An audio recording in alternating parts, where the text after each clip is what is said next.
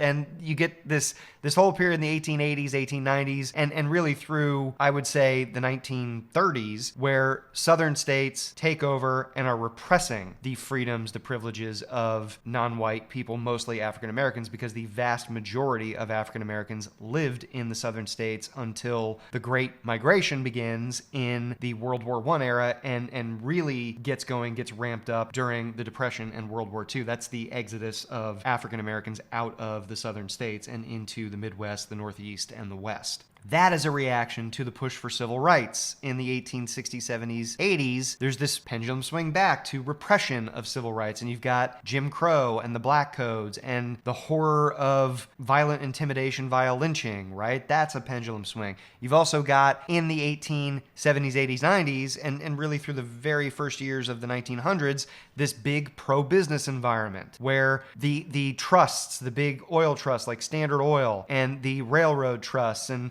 Carnegie Steel, later U.S. Steel, coming to dominate the economic landscape. And it's all about laissez-faire and free market, and the government shrinks away, both the federal and, well, some state governments try to regulate some of these big companies, but they're mostly knocked down in the courts, and the big companies kind of get to do whatever they want, and rich folks get to do kind of whatever they want.